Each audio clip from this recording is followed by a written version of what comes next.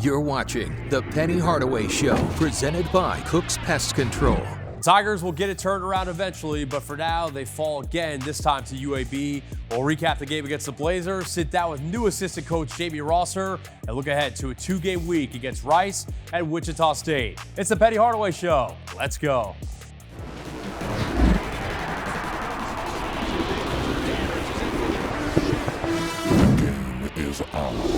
The Penny Hardaway Show is presented by Cook's Pest Control. You don't have to live with pests. Call Cook's Pest Control and get a free quote today. Conway Services, the official HVAC partner of Tiger Athletics. Tennessee Lottery, turning dollars into dreams. Tiger Bookstore, the official merchandiser of Tiger Athletics. AutoZone, when you've got car trouble, you want help from number one. So if you've got a battery problem, head to AutoZone, America's #1 battery destination. Get in the zone, AutoZone. And supported by your Memphis area Toyota dealers. The skid continues. It was tough in Birmingham. Hi, everybody. I'm Dave Willoshin. And I'm Matt Field. Let's check out the highlights from the Tigers matchup against UAB. Sunday afternoon in Birmingham, longtime Conference USA foes, Memphis and UAB, playing as AAC rivals for the first time. Malcolm Dandridge is our outstanding performer of the week. Early going, Malco says, "Give me that."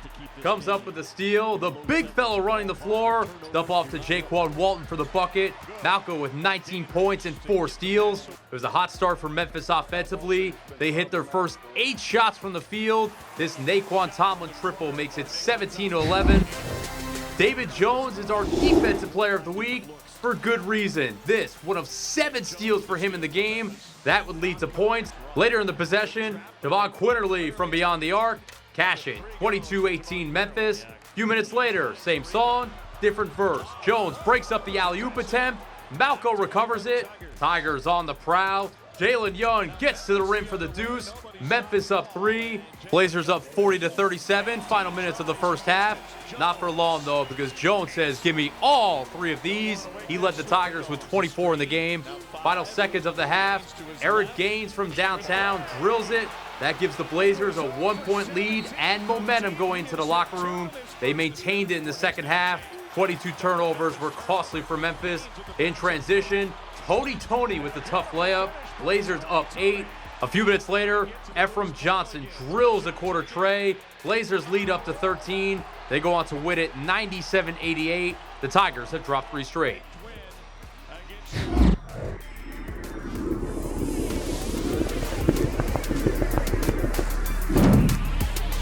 Coach, everybody watches you X and O on the court. That's the end of your day. Talk to us a little bit about what it's like a day in the life of Penny with all the things that you have to organize. What do you do first thing when you get up? Well, for the other hours outside of the X's and O's, it's texting players, it's recruiting, it's talking to administration, it's talking to my staff, it's organizing things for myself, it's studying film, it's everything that you can imagine plus some. And I'm having to deal with 15 other personalities because I have to deal with every player. Sometimes their parents, sometimes their other relatives, and then my staff, my kids, my own kids. It's so much to do, I promise you. As closely as you can, give us a rundown of your day. What time are you waking up? What time are you getting here? When you're here, what's the rundown from there? Practice is usually at 10. I'll wake up at like 6:30. I have to have breakfast because that's kind of like the energy that I need for the day. I'll work out because it's therapeutic for me. I'll start texting players to watch film, to get in early to talk to them, or to get out on the court early and work someone out, depending. I'll meet with my staff. I'll meet with the video guy to talk about what film I want to show. I'll make calls to recruits or sometimes even mentors. I forgot to talk about my morning prayer when I first wake up. That's first and foremost because of my faith, because I definitely need that throughout everything that I'm going through. And then we go to practice, and then after practice, we'll do some more working out. I'll pull players to the side. I might go eat with a player, depending. I'll still talk to the staff again afterwards to talk about how practice went. I'll study more games. I'll go home and recruit, FaceTime, Zoom call, and then maybe get to bed about midnight. And that's not to mention, you got to meet with the AD and the school administrators, maybe even faculty advisors. You got to deal with guys like me and with Matt. We're gonna take up some of your time. I mean, you have to plan for those things. Yeah, you do. You have to, and it's like a weekly meeting with the AD to talk about things that are, that are new or that are old that we just, need to talk about again. And you just have to continue. It's a job that I signed up for. I knew it was going to be extremely hard, but I'm enjoying every minute of it. People have no idea. How much extra do you think is on your plate? Obviously, being a D1 coach is a lot to begin with, but given your name, your brand, and everything that comes with that, and all the outside things that brings, how much extra does that bring? No, it's so much more extra, like 20 times more for me because of my brand and my name. Being from here, this going full circle for me, being a player here first and then a coach, being from the city, and all of the attention that comes along with that, and the expectations. When you first started this thing, did you realize how much really went into it? Like, let's face it, you got your brand, as you mentioned. Nike still pays you a whole lot of money every year. You don't need to work. Did you realize how much this job entails? I did not know that everything that it was going to entail. I knew I could handle the recruiting part. I know about the that side, but I didn't know about everything else. I knew I was going to have to deal with some players and parents because of AAU in high school when I coached those teams, but it's way more than you expect. How much more 24/7, 365 is the recruiting part of it now, even more so than maybe when you started? No, it's less now. Really? Because I'm not recruiting freshmen. When you recruit freshmen, it's all day, all night. Now it's portal, the guys that are in the portal, transfers. So that's a lot shorter. But the time of just talking to some of the younger guys you still have to do that, but I don't recruit as hard in the high school, which used to take up all of the time. Talk to me a little bit about the film work, because you use that for scouts and you use that to cut up for players. How much does that take of your day? It's gonna take about 5 hours a day of my time to study, cut up film.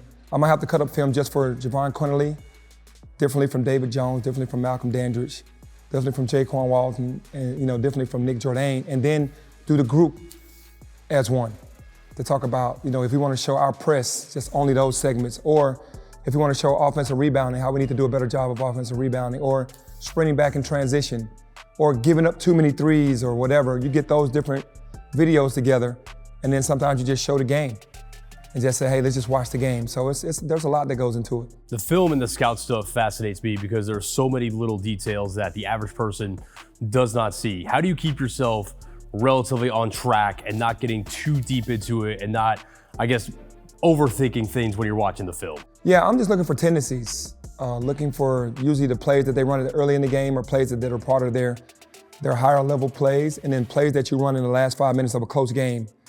I look at those, and then I look at player tendencies for the rest of the game. I think you mentioned after the Vandy game just how tired you were from the day-to-day grind, especially going through that non-conference schedule. How tough was the beginning of the season and getting through every day and doing all of that on you? No, it was brutal. It was very brutal. I mean, I didn't know what I was getting myself into. I just knew that we needed the schedule, but mentally and physically just fried by the time the Vanderbilt game was over because you put so much effort and energy. I practiced way different than I had before. It was more rest days and not high-level days than I usually have because of that schedule. Memphis's newest assistant coach literally walked these streets as a kid. We'll sit down with JB Rosser to detail his journey here, coming up next. You're watching The Penny Hardaway Show, presented by Cook's Pest Control. Welcome back to the Penny Hardaway Show. JB Rosser is Memphis through and through. From a standout high school career in the 901 to idolizing Tigers growing up, he's back at the place he wanted to be all along.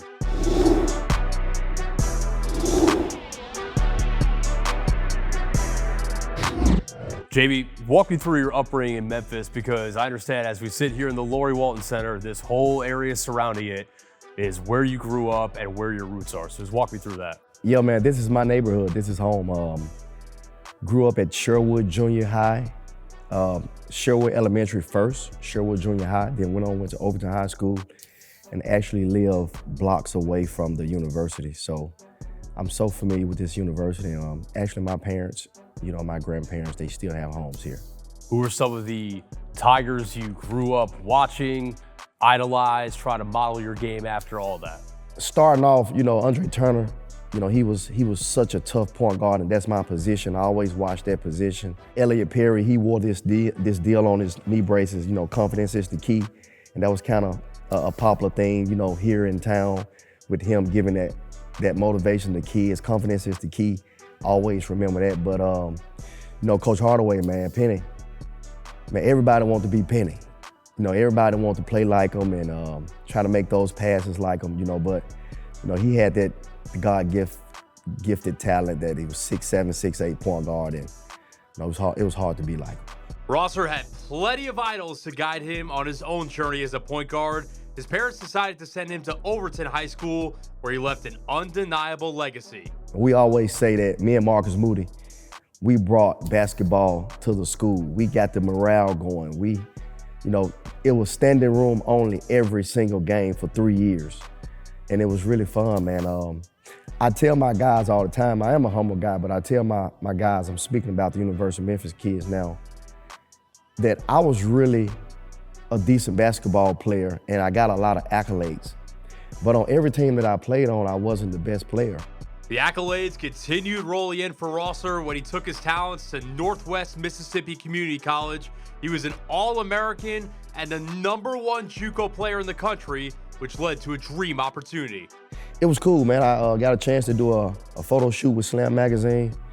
Again, a lot of hype around my name. The kids at school knew who I was. It was cool. But I always been the team guy. I was self-confident, knew who I was. No matter if I was getting the credit or not, I knew what the main goal was, and I was the point guard, so I had to make sure everyone was okay within the system. Rosser then went from Northwest to Arkansas State, all facilitated by Tiger legend. Tony Matlock recruited me. I committed to Minnesota with Clem Haskin, and Tony Matlock is my mentor. I don't make any decisions without him. Still to this day? Still to this, we talk every single day. He actually just called me the other night and said, "Hey man, what's wrong with you, man? You hadn't called me." I said, "Man, we're trying to get a win." And I felt like, other schools was recruiting me that was bigger, but I felt like I kind of owed him that much respect to say, man, let's give this a try, because you was there through the thick and thin, and you really didn't pressure me saying, man, I'm your mentor, you should come with me anyway. It wasn't anything like that. So, he just came, he was just sitting in the cut waiting on me. After his collegiate career, Rosser played a year professionally in Lithuania before coming back stateside and starting his coaching career in the 901, originally at his alma mater, Overton, which led to his first collegiate opportunity, which he almost didn't take. I had an opportunity to go coach at Lausanne before I go to Southeast Missouri. So Coach David Nutt, which is my coach that I played for at Arkansas State, at the same time, he called me while I'm entertained in Lausanne to come work for him at Southeast Missouri. And I was having so much fun in high school. Originally, I was like, no, Coach, I'm gonna have a chance to either stay at Overton High School and also coach the girls and the boys, or go to Lausanne and also have an opportunity to go coach at the collegiate level. And here comes Tony Matlock saying, "Oh, you crazy? you going to Southeast Missouri? You going to go coach college basketball?" So I ended up going to coach with Coach Nutt for 6 years, and it was really fun because I played for him. After those 6 years, Rosser returned to the Memphis high school ranks at Whitehaven before his next collegiate opportunity under Nutt came at Gaston College in North Carolina, but this was a totally different beast. We took the job, and the school hadn't had athletics in 50 years. We got the program going, and we actually finished tied for first in the league the first year. We couldn't play postseason play because of probation. You have to spend 1 year to serve your time to be able to play, in postseason play. But man, it was fun building the program. We did that.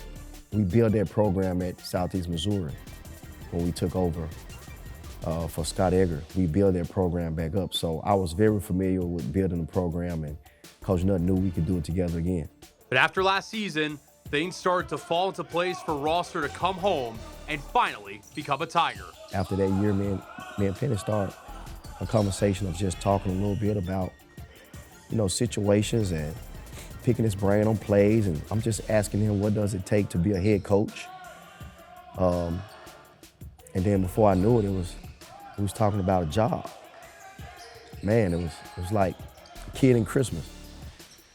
Coming back home to be able to coach at the school that you always want to play at. You always finding a way to be here in the summer times as a kid. Walking distance from home. Just the pride of the Tigers that this town has for the program it was just bittersweet. It was bittersweet for me to have to leave, being an early head coach to go and come back home for a situation like this. Ever have to pinch yourself? Like, okay, this is real. I'm really here in this position. You know what? It's still brand new. It's still brand new. It's still brand new for me, man. It's so surreal and it's exciting. Think about it. I just left a junior college. No dorm, no cafeteria. We had no place to play at. I'm at the highest level that you can get at.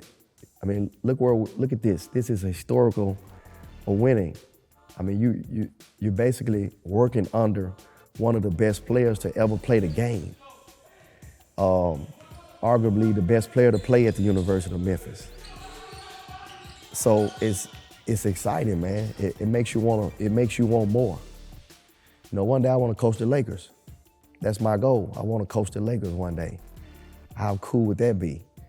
But this, for me, this is the closest thing to being able to coach for the Lakers.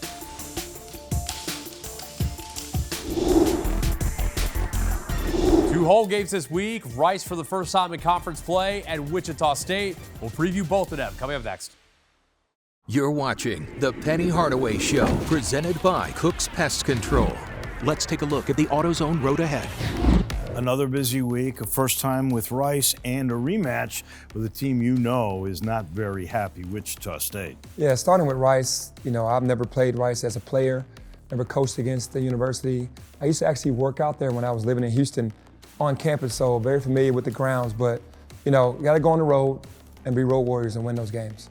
It's been a while since you guys have been home, too, and you will be against Wichita. How nice is that going to be? And obviously, against the team you've already beaten this year. Yeah, Wichita first half was so-so. Second half was phenomenal. The best second half I've ever seen from a team shooting. So I'm sure they're coming back for revenge. So familiarity has to help a little bit. Yeah, it does. It always does, because not only for me, but obviously for the players, because the players that have not played against this group or in this conference, like David Jones and Javon Quinley, those guys need to know, okay, second time around, I know this guy now. First time they had, there's no respect for the name on the front. When you come from a so-called Power 5, you look at teams, you look down on teams, but to have the familiarity, it definitely helps. That was tonight's AutoZone Road Ahead. AutoZone, America's #1 battery destination and official sponsor of Tiger Athletics. Get in the zone, AutoZone.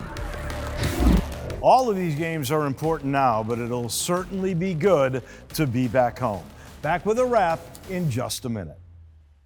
You're watching The Penny Hardaway Show, presented by Cook's Pest Control. Thanks so much for watching. We'll see you again next Sunday night. Have a great week, everybody. The Penny Hardaway Show is presented by Cook's Pest Control. You don't have to live with pests. Call Cook's Pest Control and get a free quote today. Conway Services, the official HVAC partner of Tiger Athletics. Tennessee Lottery, turning dollars into dreams. Tiger Bookstore, the official merchandiser of Tiger Athletics. AutoZone, when you've got car trouble, you want help from #1. So if you've got a battery problem, head to AutoZone, America's #1 battery destination. Get in the zone, AutoZone, and supported by your Memphis area Toyota dealers.